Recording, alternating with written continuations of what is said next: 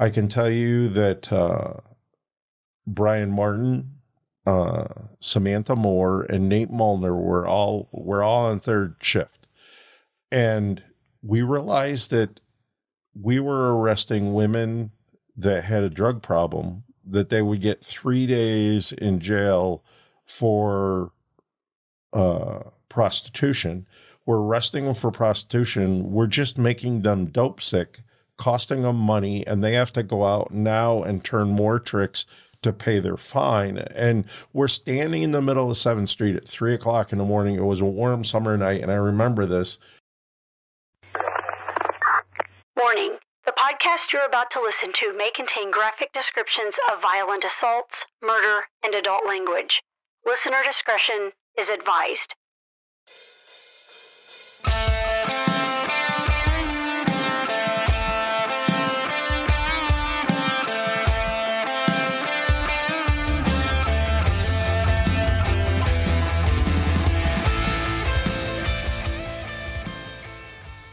Human Trafficking with Detective Ricky Lynn, Part 1 of 4.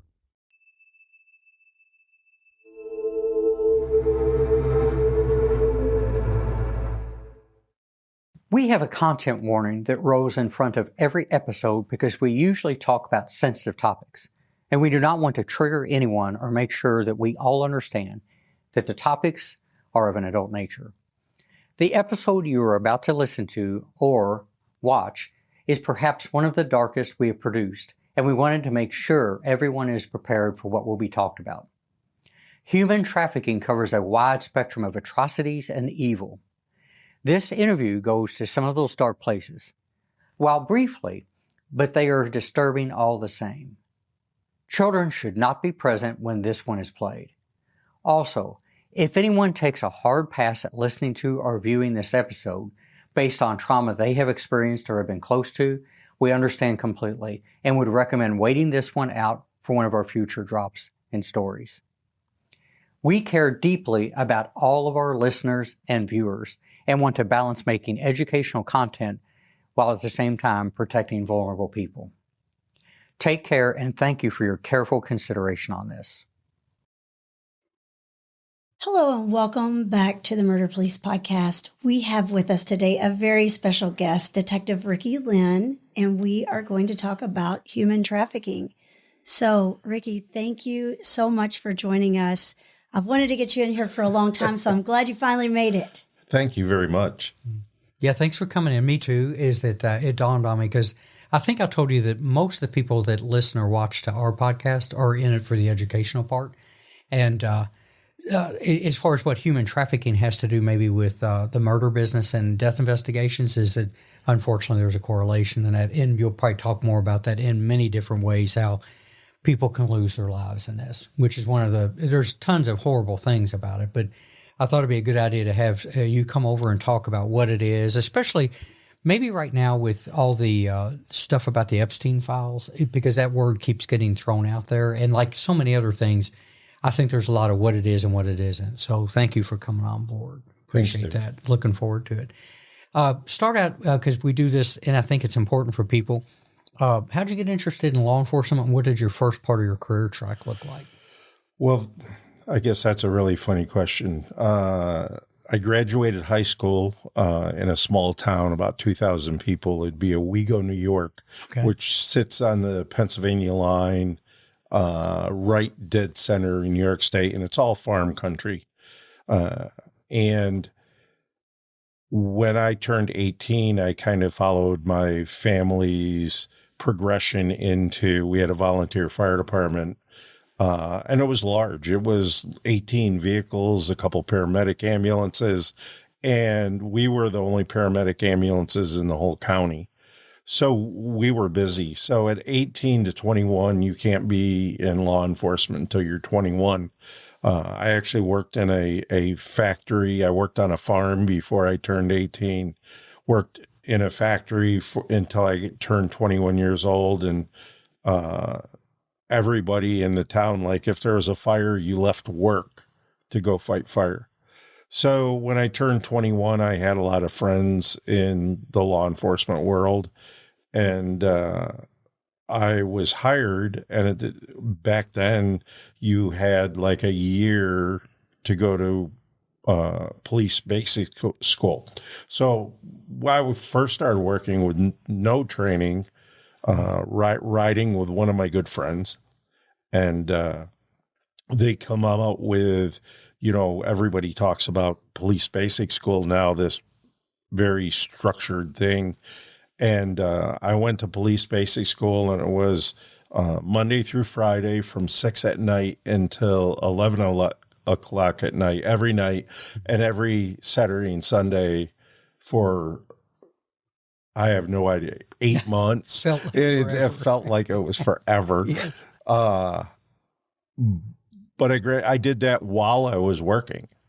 So, you work an 8-hour day, and then you go to school until 11 o'clock at night, and it was 7 days. So you didn't get a break at all for a long time. But I started at the Tioga County Sheriff's Department. We did all the law enforcement work in the county. They ran the jail, and they dispatched for fire and police for the whole county.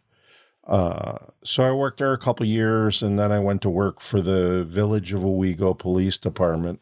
Like I said, 2,000 people. Like you could go from one end of the whole village to the other in a matter of 3 minutes. Gotcha. So I worked there a couple years, probably 3 or 4 years, and then I decided that I want to do something different because the village is kind of small, and I got hired by Ithaca College Public Safety as a police officer on campus. But it was the most beautiful place in the world. It was right at the end of Cuga Lake, one of the Finger Lakes in New York.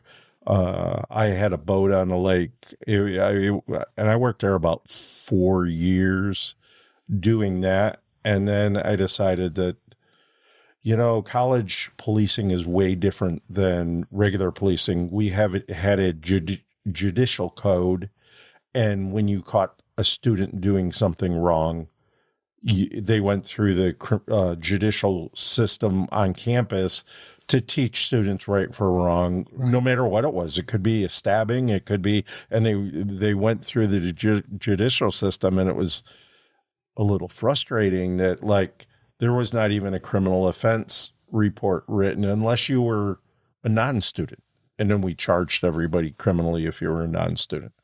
So I did that for about 4 years. The thing that kept me there so long was I lived on campus in a college house, boat on the lake. I was friends with everybody at the agency, and probably 5 or 6 of us had boats. And like from my front door to my boat was about 6 minutes. Oh, Lord, that's pretty good.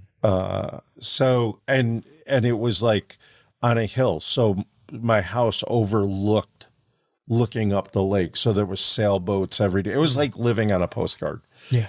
But I left there and I went back and I worked for the Tioga County Sheriff's Department again. And for another, from the time I started to the time I put in to come to Kentucky was about 13 years. And when I got hired, it was 14 years in law enforcement in upstate New York. So my mom's from West Liberty, Kentucky. So wow, I didn't realize that. Yeah, so just down the street. So I have lots of cousins down here. So they sent me the packet for Lexington Police Department, and it was all paper, and it was about 3 inches thick. And part of it was like a psychology paper and everything. And I was going to fill it out. And then I said, nah, and I was going to fill it out. And I got assigned to a murder scene in a trailer, and they left the body on the floor to come back and do more forensics, but they had to leave somebody at the scene. And they did not want me to sit in my car because I couldn't see the back door. So they wanted me to stay in the trailer. So I'm sitting at the kitchen table with a dead body laying on the floor, and I'd gone out and got that 3-inch packet. So I'm doing psychology paperwork with a dead body laying next to me. And I'm going, I bet I messed this paperwork up, but I completed the whole packet by morning. And at that point I sent it in, and Lexington was hiring, and they had 34 positions. And so I came down here to take the beginning part of my testing, which was at Whitehall on UK campus, and 1,600 people applied for the 34 positions. And I got notified probably May of 1995 that I was 35th. I'm sorry, we're not going to hire you. So July 4th, 1995, one of the instructors in the academy, Billy Fryer. Oh, yeah, Billy. Calls me on the phone and says, somebody dropped out. Would you like a job with the Lexington Police Department? And I said, can I have a day to think about it? He goes, no, you applied. I need an answer on the phone. And I get that they're trying to fill a spot. Sure. The academy's coming up. So I said, all right. He says, well, there's a couple contingency things. Mm-hmm. You have to be a resident of Kentucky by the 10th of July. You need a driver's license. You need to reside here, a permanent address, a mailing address, and you have to come down and be fitted for uniforms and go pick up gym clothes prior to the 10th of July. Now, this is July 4th. Right. You don't even have a week, and you got to find a place to live. So Monday after July 4th, or the next day that things were open, I don't remember where things fell. I loaded everything into a U-Haul, towed my car, and on my way to Lexington, I rented an apartment over the phone, sight unseen. I had a list of places that I'd gone on the internet to find that were renting, and I just picked one and called it and rented it. And after I got to Lexington, I knew that could have been really bad for me. I don't want to name. I was just wondering what where I don't where want it was to going to say be. it. Yeah, but I, real quick, is I was just a couple years ahead of you and came from Louisville, and there's nothing like going to a town that you don't know where everything's at. And I let's just say I dodged a few bullets. And But without naming it, Ricky, was it a decent part of town? Yeah. So there was an apartment. There used to be a restaurant on Lane Allen Road called Friends and Company. Yes. And there was an apartment complex behind that. Right. And that's where I rented, and I showed up, and I called the lady and I said, I'd like to rent it. Here's my credit card. I said, you can just put the key under the mat. I'll be there in about 6 hours. Mm-hmm. And the lady goes, well, I'll just meet you at the door. And she's like 70, 80 years old. And I showed up, and she's standing there waiting for me with a gift. Oh, wow. For me to move in. Yeah. And that's where I started my living when I was in the academy in the first couple of years, and while I worked for the Lexington Police Department. Cool. What a neat story. How neat. And I remember those ratios because, again, I was just a few years before, and I walked in and they were only taking 10 of us. And there was like well over 1,000. Those days will never happen again unless you capture people and make them stay in that room and put lotion on their skin and feed them. You won't get 1,000 people in a room anymore for a police thing. They're doing walk-in testing now. What did the college say about you giving no 2 weeks notice?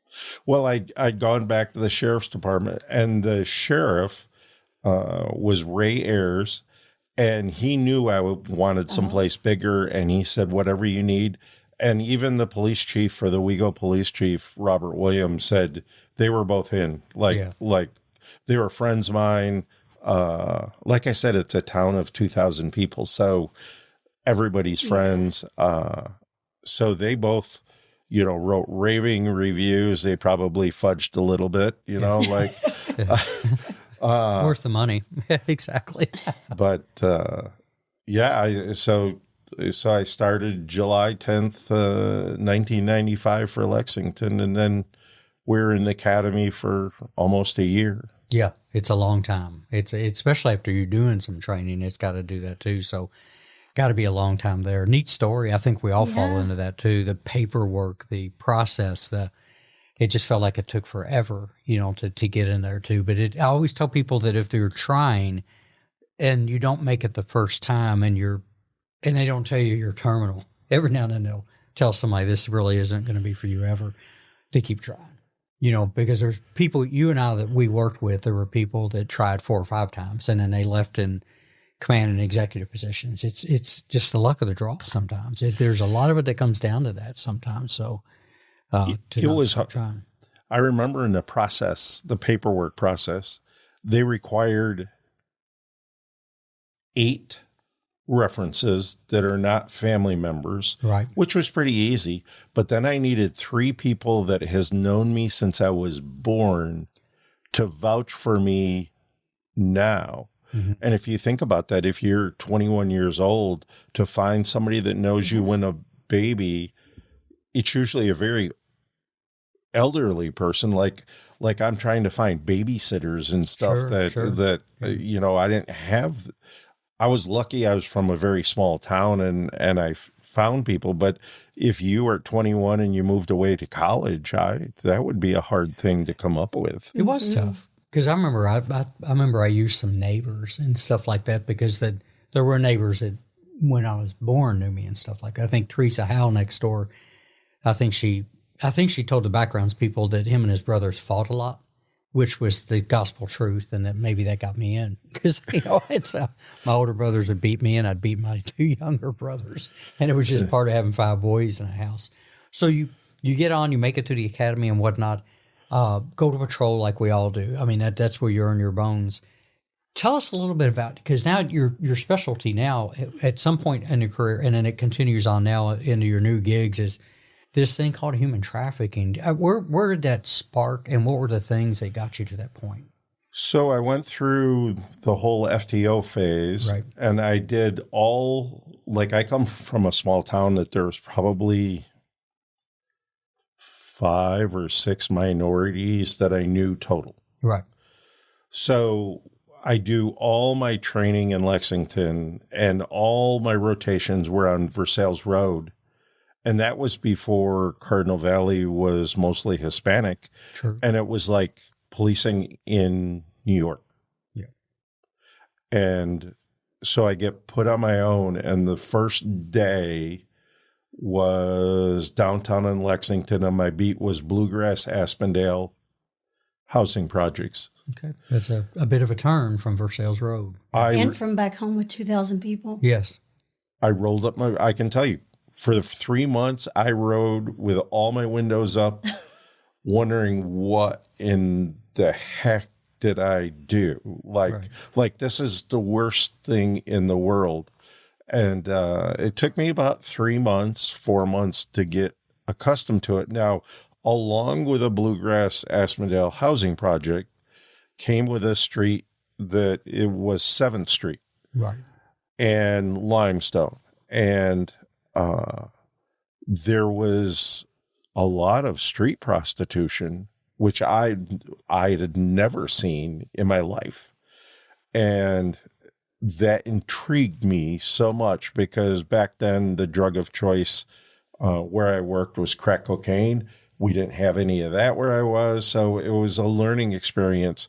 One, how to talk to people, understanding minority families, how they are run different than like I thought everybody was yelling at me.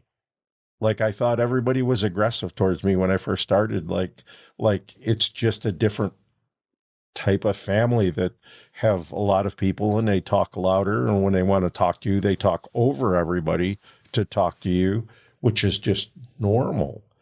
And so this whole new thing I was learning in police work was just very, very different. It was a learning curve. Well, when I started talking to women that were involved in prostitution, and like right now, all the advocates say never, never, never take people involved in prostitution to jail. Back then, there was no human trafficking laws. and we would get complaints about people soliciting on the street. So I probably in Kentucky have taken more women to jail and men to jail for prostitution than probably anybody in the state, I would think. I agree. I think it was the way it was. Does that make sense? I mean, is that because some of the special assignment stuff, I know that working down there doing the same thing, and we won't name any names, but we could name names of some people that we were both familiar with from down on that 7th Street stroll. It's funny because I'm through my career, I've gotten to be friends with most of them. Right. Yeah. So now it's like I get hugs in Speedway and like they're my friends. I tell Wendy all the time that for me, I think when I was on the road and did some special assignment work, is I put a few in jail too. You'd sting them and stuff like that. But then when I got into homicide, is that was an information source, and it changed a little bit for me then. I've said before that so many of them would have a misdemeanor warrant that wasn't for anything horrible, and I'd have it converted to a summons. And what ended up happening was developing those relationships and a rapport. That in turn for me, and I think you found it the same way, was the immense amount of respect you got for people that our culture was saying to think differently of. And I tell Wendy, because there's some that stay in touch with me today, and I won't name her, but there's a woman that she 180, turned her life around, and 5 or 6 times a year I'll get a text from her. Holidays, things like that. I think this past Father's Day, I got 27 text messages for women that have been human trafficked or involved in prostitution, wishing me a happy Father's Day because they knew I raised my daughter all alone, and like just the conversations. But there were like 27. It like I actually teared up, going, "This is crazy." And it's so counter. We always talk about what movie and TV does to the industry. It is 180 degrees one more time against what people do. I had a capital murder trial one time, and months later I'm in a restaurant and a juror comes up and meets me. And she was talking about the trial, and very difficult trial for the jury. But one thing she talked about was that we had actually brought in some information from some of the girls and that were working at that time. And she even remarked, Ricky, she said, "I never knew that world existed." And she goes, "I never knew that you all had relationships with those people." And I think she even finished it with, "and how," this is cool, "how remarkably strong they were." Because in the cases that you and I worked, when they finally came forward in a world of snitches get stitches, and I think if they're working and they're working for someone, it's worse because the punishment, and you'll go there in a minute about what that's like, it's got to be awful. But that's one thing I get across to people is that you end up you develop real relationships with people that the culture tells you to push back. And the police culture forever it was a go-get-'em game. It was kind of like a sporting thing, if that makes sense. Yeah. Like it wasn't malicious, but it's like, can we ride down this street and see if a girl will solicit us? And me and Dean Casey were in a little blue car one time, and I won't. And it was either it works or it doesn't. And never malicious, but that's what I want to talk to you about. There was an evolution. So my evolution was early on, there was a lot of crimes against women involved in prostitution. There was lots of times we didn't know their real names. So I started, the jail used to have pictures when someone got arrested. It wasn't like I was tracking them. I just printed out the jail sheet on them. So we had a picture and a name and a date of birth and I kept a book, and I still have the book. I found it the other day. It was kind of funny. And it's probably got 250 pages in it. But it was funny that the department didn't want to say they were tracking women involved in prostitution, but they allowed me to do this on my own. It was public information. It wasn't like I was like anybody in the city could have printed out this page. So I just started keeping. So when we got lied to on the street to who they were because somebody had a warrant or something, I just went through the book to figure out who they were. and that resolved things. But it came in handy when there was a homicide or something like that, that I'd get called at 3:00 in the morning and said, hey, bring your book down and we want to go through it to ID this person. And it really helped in many different aspects for helping people versus hindering them. And then it was probably around 2000, 2005, somewhere in there, the first, or 2011, the first human trafficking laws come in. So it was a little bit before that, right about that same time. I can tell you that Brian Martin, Samantha Moore, and Nate Molnar were all on third shift. And we realized that we were arresting women that had a drug problem, that they would get 3 days in jail for prostitution. We're arresting them for prostitution. We're just making them dope sick, costing them money, and they have to go out now and turn more tricks to pay their fine. And we're standing in the middle of 7th Street at 3:00 in the morning. It was a warm summer night, and I remember this. And Nate Molnar's wife worked with Southland Church in a program called Bruise Reed, that they went into strip bars and they talked with the women and tried to help the women in strip bars. The church did. So we started talking with her a great deal. A lady named Janie Lewis got involved, and we were having all these talks. And out of that talk, in the middle of the 4 officers standing in the middle of 7th Street, scratching their head going, we're doing a disservice to this part of the community. We had a couple meetings at Nate Molnar's house. I think Janie Lewis had a meeting, and we changed. And then a lady got killed, and I don't remember her last name, but her first name was Natalie, here in Lexington. And Natalie's Sisters was born to help women on the street involved in prostitution and human trafficking. And that was like a huge deal in that world. Like, now we're going to try to help and get people help with their drug addiction, help them with their family, help them with DCBS, connect them back with their families and kids. And like, it was very worthwhile in my heart. Sure. To help these people this way.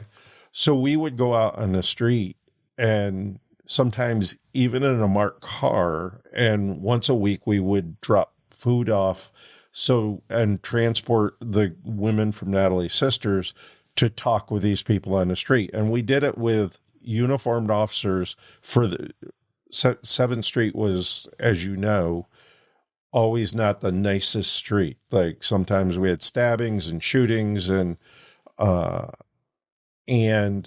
that point, the department wanted a uniform guy just for the protection of these women trying to help other women on the street. Establish some kind of a safety. Yes. Yeah, for sure. A presence. I understand that completely. And that's all we were there for. Well, if you did that after about a month and a half, first of all, to have a woman involved in prostitution or a woman being trafficked to walk up to a police car, first of all, was unheard of.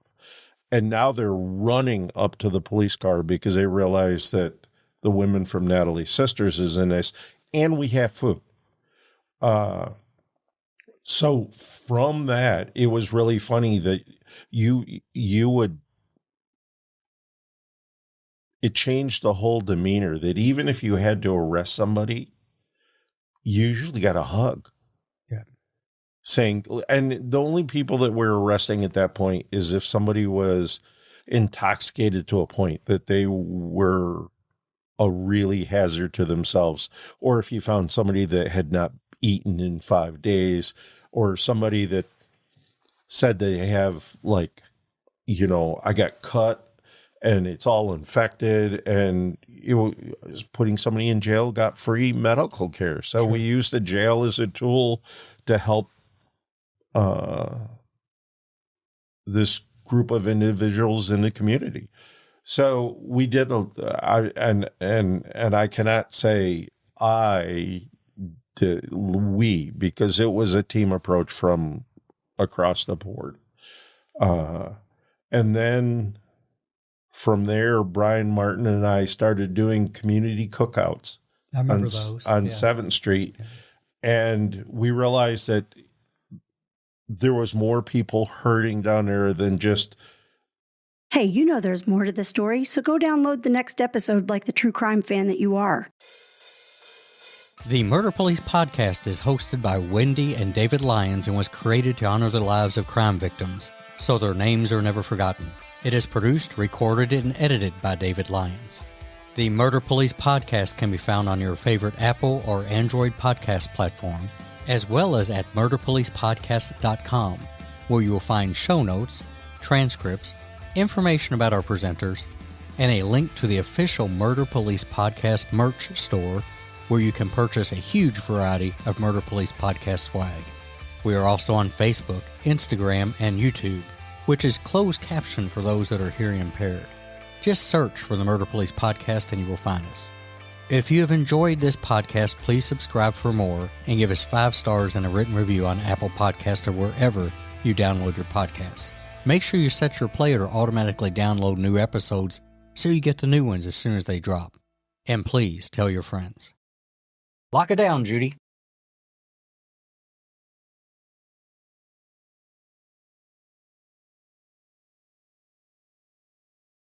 Hey everybody, it's Wendy.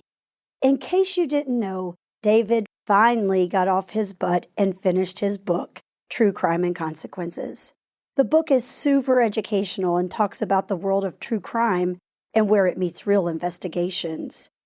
It is perfect for everyone, from true crime fans like myself, to the true crime podcaster or YouTuber, to the amateur detective or web sleuth. And not to leave anyone out, you cops need to read this book too. True Crime and Consequences is available at murderpolicepodcast.com, Amazon, Barnes & Noble, well, pretty much anywhere you'd find a great book like this. So true crime fans, go get your copy today.